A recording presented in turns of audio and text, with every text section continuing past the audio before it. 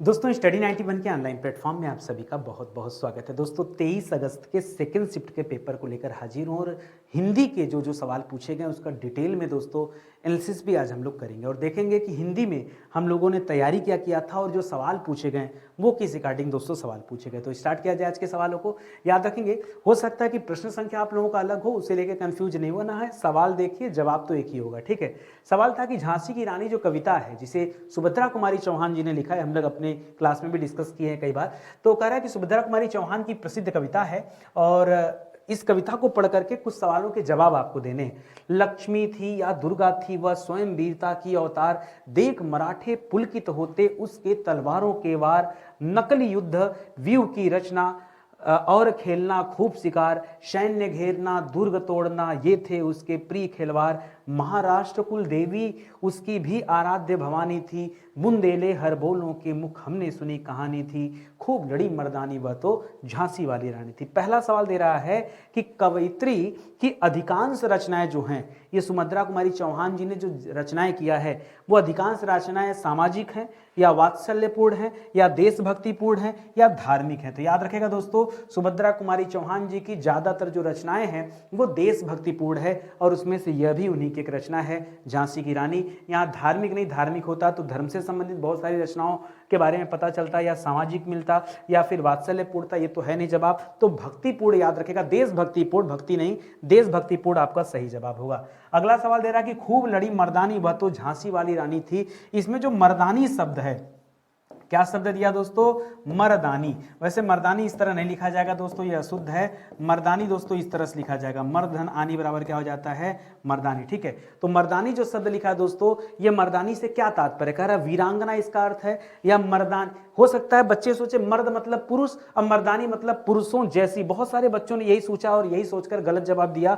पुरुषत्ववान भी नहीं दोस्तों, लड़ाकू भी नहीं। याद रखेंगे इसका मतलब होता है वीरांगना। जिस तरह से पुरुषों में वीर होता है उसी तरह से महिलाओं में वीरांगना होती है। जो वीर पुरुष होते हैं उनकी बात अलग, यहाँ उनको मर्द कहते हैं। उसी तरह से जो वीर महिलाएं होती हैं उन्हें मर्दानी या फिर वीरांगना कहते हैं। तो वीरांगना आपका जो है दोस्तों ये सही जवाब होगा। कंफ्यूजन में पुरुषों जैसा ये सब जवाब मत दीजिएगा। अगला सवाल है कि उक्त पद्यांश का शीर्षक क्या हो सकता है? वो पहले ही दे दिया दोस्तों, झांसी की रानी, ठीक है। तो पुनः आपको यही बताना है, मतलब सवाल देख करके भी उत्तर आपके सामने लिखा हुआ आप नहीं बता पा रहे हो। तो अंग्रेजों का आक्रमण गलत जवाब है। 1857 का गदर, महाराष्ट्र कुलदेवी, ये सब गलत जवाब दोस्तों। ऑप्शन नंबर 1 चूज कीजिए, ये इस सवाल का सही जवाब होगा, ठीक है। करा इस कविता की कवित्री का नाम क्या है? कैसा सवाल, मतलब क्या पूछा भाई।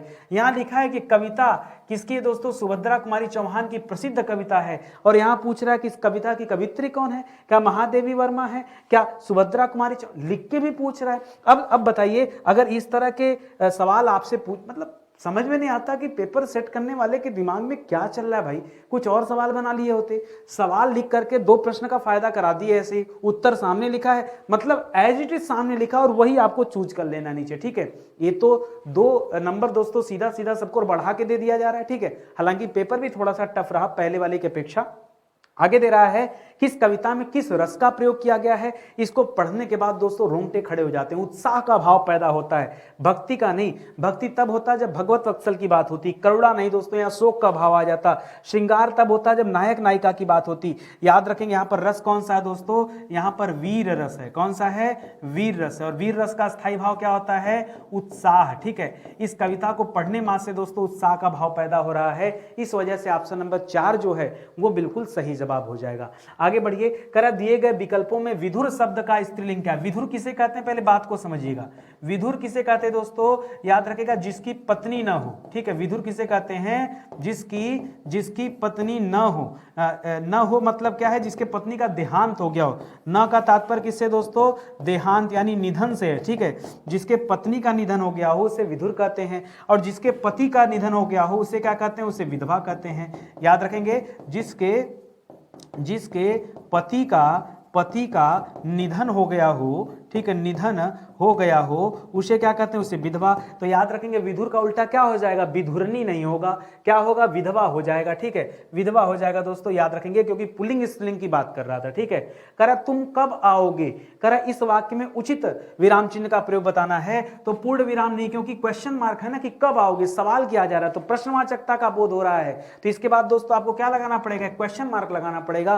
ठीक है, यहाँ उप विराम का चिन्ह कैसे बनता है, ऐसे होता है उप विराम। कोष्ठक का चिन्ह दोस्तों ये किसी चीज को एक्सप्लेन करने के लिए होता है। अगला दे रहा है 1987 में मगध नाम की एक कविता लिखी गई थी दोस्तों, उसके लिए साहित्य अकादमी पुरस्कार किसे दिया गया था, करण निर्मल वर्मा को, श्रीकांत वर्मा को, या त्रिलोचन शास्त्री को, या शिव प्रसाद सिंह। ठीक है, तो याद रखेगा दोस्तों ये जो मगध कविता थी इसे लिखा था श्रीकांत वर्मा जी ने। बहुत सारे बच्चों ने यहां भी गलत किया।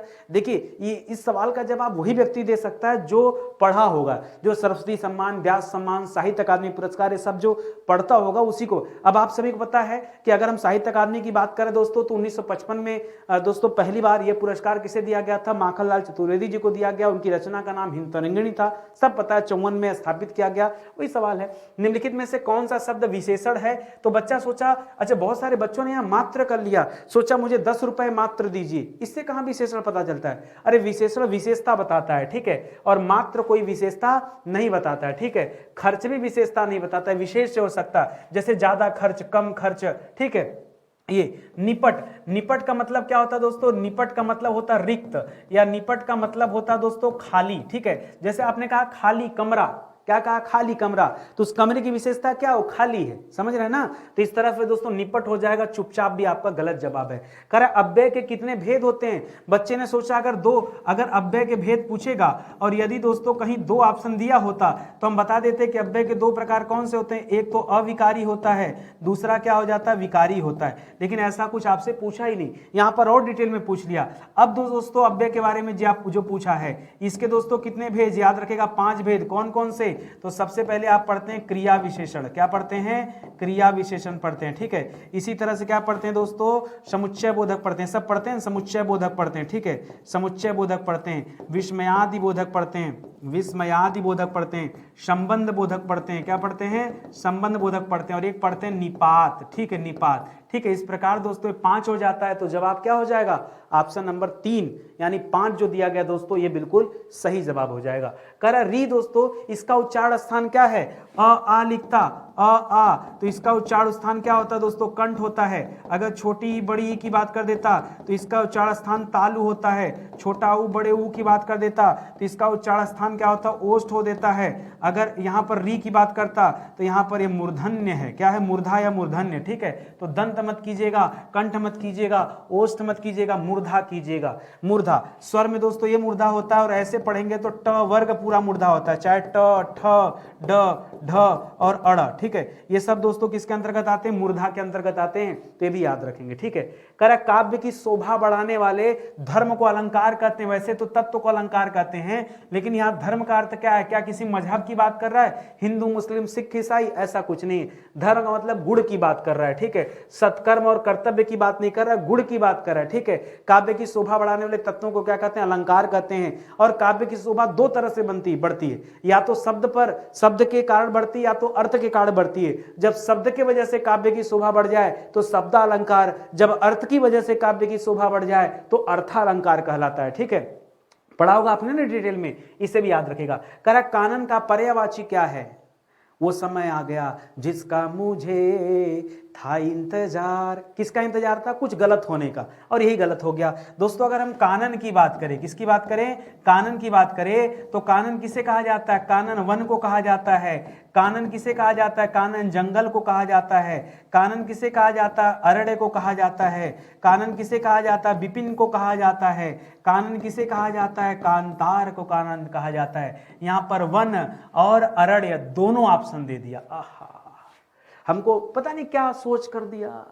अब वही वाली बात कर दें, सोचिए 150 सवाल वो भी सही बना से नहीं सकते, 150 सवाल वो भी सही नहीं बना पा रहे हैं। ठीक है, कैसे कैसे लोग बैठे हैं। ठीक है, यहाँ बेरोजगार हुए पड़े हैं। ठीक है, और वहां पर अयोग्य लोग बैठे हैं। बड़ा अजीब सा सामंजस्य है। खैर क्या ही कहना, किसी के बारे में बोलना भी गुनाह है। न बोलो, जैसा है बस झेलते रहो, झेलते झेलते मर जाओ, बोल नहीं सकते। ठीक है, कुछ भी बोलना ठीक नहीं है। करा कृताकृत में कौन सा समास है? कृताकृत में दोस्तों कृताकृत। बच्चा सोचा कि सर अगर यही लिखा रहता धर्माधर्म लिखा रहता तो इसका मतलब हो जाता सर धर्म और अधर्म, धर्म प्लस अधर्म, यानी दोनों प्लस दोस्तों दोनों पद यहाँ पर क्या है? प्रधान है, और जहां दोनों पद की प्रधानता होती सर वहां द्वंद्व समास होता है, जबकि यहाँ पर द्वंद्व का ऑप्शन ही नहीं दिया। बच्चा परेशान, अब क्या करें? कृताकृत में भैया है कर्मधारय समास, ठीक है। कृत और अकृत यहाँ पर कर्मधारय है, तत्पुरुष मत कीजिएगा, अव्यय है ही नहीं, और द्विगु यानी पहला पद तो संख्यावाची वैसे भी नहीं है, उत्तर पद प्रधान होता है इसमें, या विशेषण विशेष से वर्ड होता है। फिलहाल यहाँ पर कर्मधारय होगा, लेकिन बहुत सारे बच्चे से पापा पुण्य, ठीक है, पाप और पुण्य, ठीक है, दोनों मिलाएंगे तो पापा पुण्य हो जाता है, या पापा पाप हो जाता है, ठीक है, पाप पुण्य तो अलग हो जाएगा, पापा पाप, ठीक है, पाप और अपाप, ठीक है, उसको मिला के बनता है। तो ऐसे सभी सवालों में दोस्तों द्वंद्व होते हैं, ये आप याद रखेंगे, ठीक है। आगे बढ़िए, करण निम्नलिखित में से किस वाक्य में कर्तृवाच्य का प्रयोग हुआ है? देखिए तीन ही तरह के वाच्य होते हैं। जब हम वाच्य पढ़ते हैं तो वाच्य में क्या पढ़ते हैं? एक तो पढ़ते हैं दोस्तों कर्तृवाच्य, दूसरा पढ़ते हैं दोस्तों कर्मवाच्य, तीसरा पढ़ते हैं दोस्तों भाववाच्य।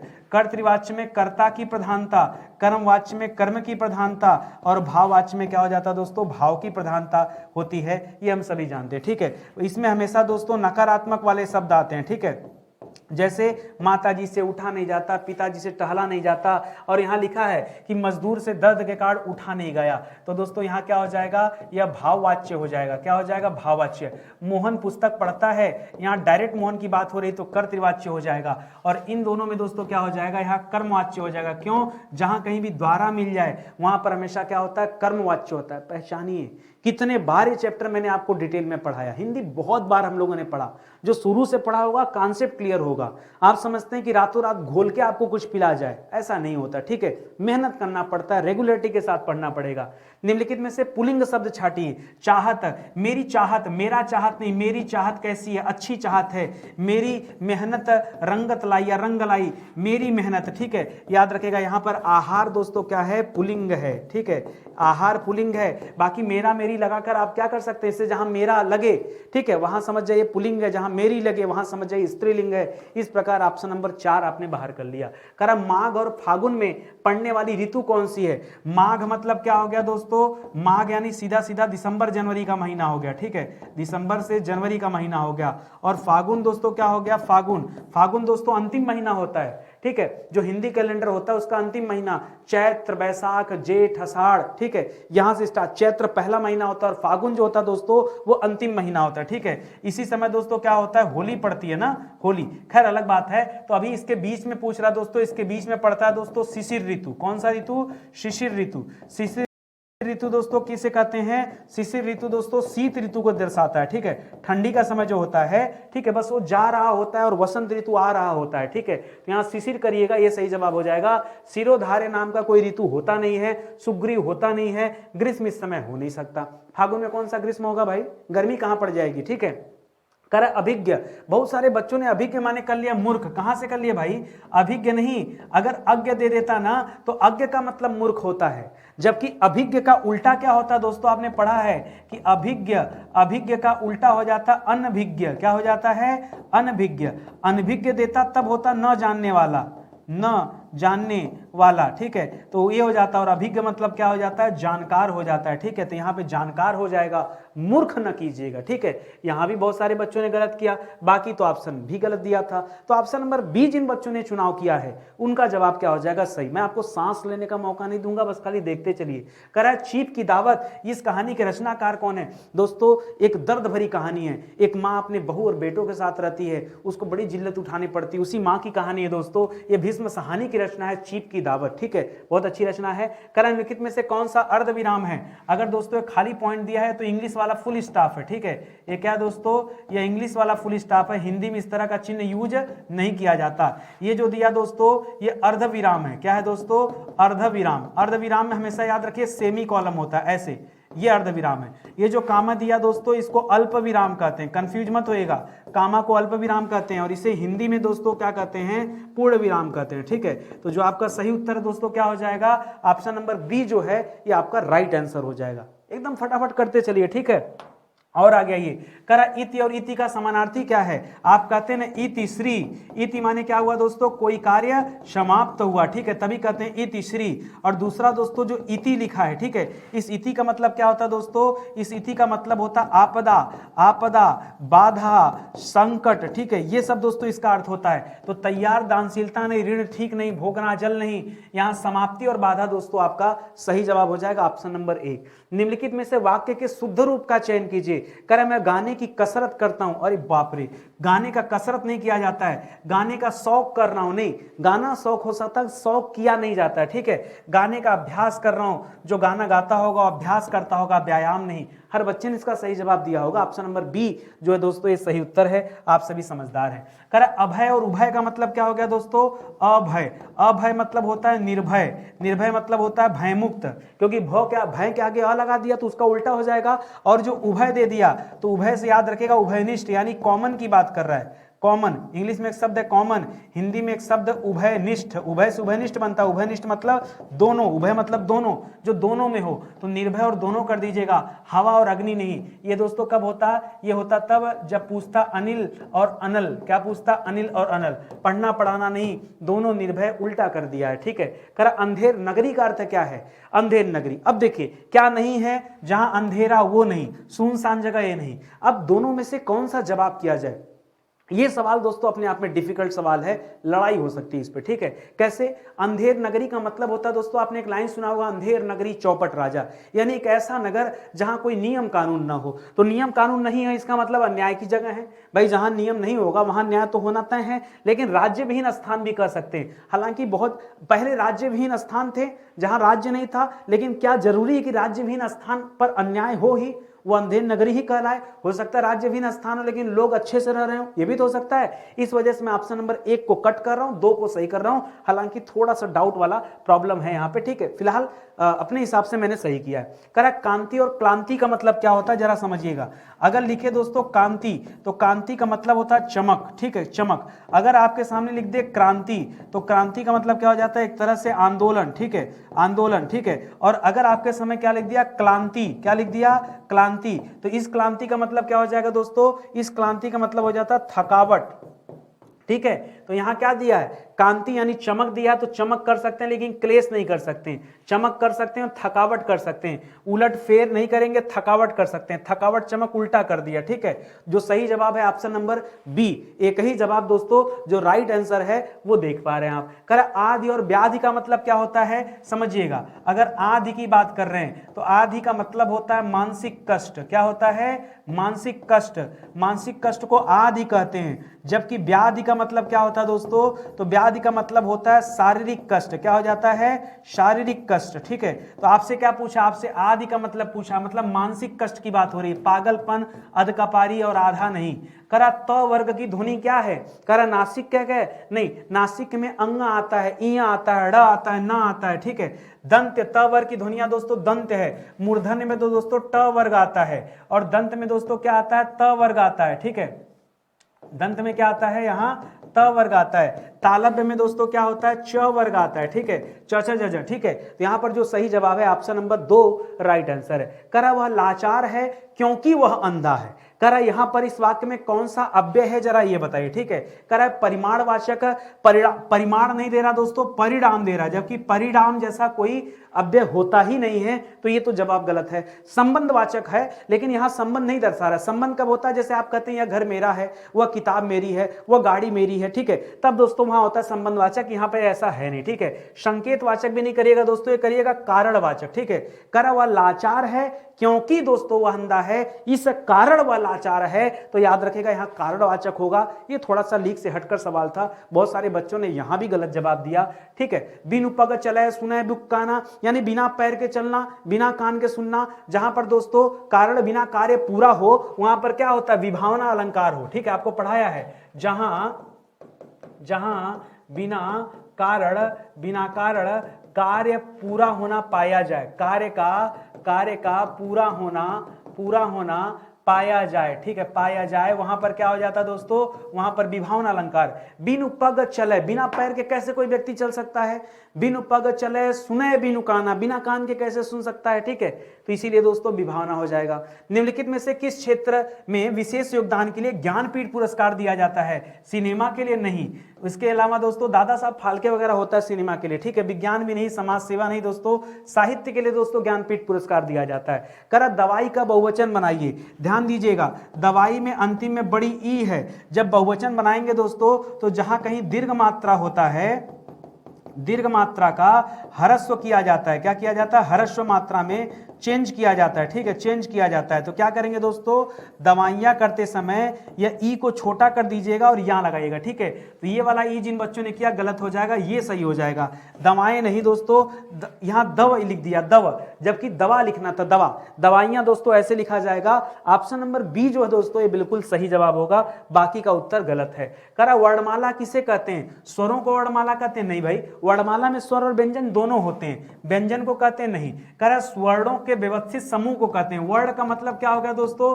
वर्ण का मतलब सीधे सीधे अक्षर हो गया, तो अक्षरों का व्यवस्थित समूह क्या कहलाता है? वर्णमाला कहलाता है। उच्चारण स्थान को नहीं दोस्तों, सीधा व्यवस्थित समूह को ही कहते हैं, क्योंकि अ के बाद आ जरूरी है ना, कुछ भी नहीं रख सकते। अंगारे बरसाना मतलब क्या होता है? अंगारे, आप कहते हैं ना अरे बाहर बहुत अंगारे बरस रहे हैं, मतलब कड़ी धूप होना, ठीक है, उसे कहा जाता है अंगारे बरसना। तो ऑप्शन नंबर ए, असहनीय पीड़ा नहीं दोस्तों, अंगारों की वर्षा नहीं, कठिन परिश्रम भी नहीं। यहां भी बच्चे गलत किए हैं, ठीक है, पता नहीं क्या उनके दिमाग में चल रहा था। करा घर का रहस्य जानने वाला बड़ा घातक होता है। ये तो वही वाली बात हो गई, घर की बेदी लंका ढाए, ठीक है। घर की बात अगर कोई जानता है तो बहुत घातक होता है, क्योंकि अगर विभीषण दोस्तों राम जी को न बताते तो रावण न जोता ढाता, ठीक है। तो ये दोस्तों जवाब होगा आपका, बाकी का ऑप्शन जो है वो गलत दिया गया है। करा निम्नलिखित में से विशेषण शब्द कौन सा है बताइए? करा जाना, देवता, सुंदर। तो जाना तो है नहीं दोस्तों, जाना एक तरह से क्रिया है, देवता दोस्तों कर्ता हो जाएगा, सुंदर दोस्तों आपका जवाब हो जाएगा, जैसे सुंदर घर, सुंदर लड़की, सुंदर औरत, ठीक है भाई, विशेषता बता रहा है ना, औरत की विशेषता बता रहा है कि औरत सुंदर है, तो दोस्तों विशेषण हो जाएगा। कह रहा है मुझे बारिश में भीगना पसंद नहीं है, ठीक है। आगे लिख रहा दोस्तों, यह किस सर्वनाम का उदाहरण है? तो यहां पर जो मुझे है दोस्तों, याद रखेगा, कभी भी मैं लिख दे, कभी भी मेरा लिख दे, कभी भी मुझे लिख दे, तो ये सब दोस्तों किसके अंतर्गत आता है? ये उत्तम पुरुष के अंतर्गत आता है। तीन ही तरह के पुरुष होते हैं, उत्तम पुरुष, मध्यम पुरुष और अन्य पुरुष। उत्तम पुरुष हमेशा वक्ता होता है, वो मेरी बात करता है, अपनी बात। और मध्यम पुरुष में क्या होता है दोस्तों? वही तुम तड़ाक कर लो, ठीक है, और अन्य पुरुष अलग हो जाएगा। तो यहाँ उत्तम पुरुष करिएगा, ठीक है, ये बाकी का ऑप्शन दोस्तों अलग हो जाएगा, ठीक है, ये आप याद रखेंगे। लिख रहा है दोस्तों, निर्वासित में कौन सा प्रत्यय दोस्तों? तो प्रत्यय कहां लगता है? यह हमेशा शब्द के अंत में लगता है। कहां लगता है? शब्द के अंत में दोस्तों हमेशा प्रत्यय लगता है। तो यहां पर इत प्रत्यय, क्योंकि स के ऊपर छोटी की मात्रा है, तो इत प्रत्यय, ई क नहीं, आस नहीं, उत नहीं, इतना तो देख के पहचान ही सकते हैं। ऑप्शन नंबर एक जो है दोस्तों ये बिल्कुल सही जवाब है। कहिए कितने कम समय में आपको पढ़ाया गया, जो कहीं कोई डाउट था? डेली दोस्तों जब तक ये पेपर चलेगा तब तक दोस्तों इसी तरह से हम एनालिसिस करते रहेंगे, ताकि आपको समझ में आए कि हाँ जो कुछ अब तक हम लोगों ने पढ़ा है उसमें से कितनी चीजें जो है परीक्षा में आती रहती है, ठीक है। देखिए सब मेहनत के ऊपर, जितना मेहनत करेंगे, जितना प्रैक्टिस करेंगे, उतना ज्यादा संतुष्ट रहेंगे, उतना ज्यादा आप सफल रहेंगे, ठीक है। तो पढ़ाई लिखाई बंद नहीं करना है, डेली आपको वीडियो देखना है। मैं अपनी तरफ से मेहनत कर रहा हूं, बाकी तो सब आपके ऊपर है, ठीक है। मिलते हैं दोस्तों अगले लेक्चर में, तब तक के लिए बहुत बहुत धन्यवाद। इसी तरह से जीएस का सलूशन भी मैं दे रहा हूं, आप जो है प्लेलिस्ट में चेक कर सकते हैं, वहां जीएस का भी सलूशन मिल जाएगा। डेली हम लोग हिंदी और जीएस दोनों विषय को कवर कर रहे हैं, तो आराम से आप जीएस और हिंदी दोनों देख लीजिए, किसी न किसी परीक्षा में आपके काम ही आएगा। छोटा छोटा वीडियोज होता है, ज्यादा मैं बातचीत नहीं करता, ऐसा नहीं है कि बहुत आपका समय लेता हूं, मुश्किल से आधे घंटे 20 मिनट 25 मिनट का वीडियो होता है, उसी में पूरे सवाल मैं आपको हल करा देता हूं, ठीक है। बहुत बहुत धन्यवाद आपका। जय हिंद, जय Bharat, thank you so much.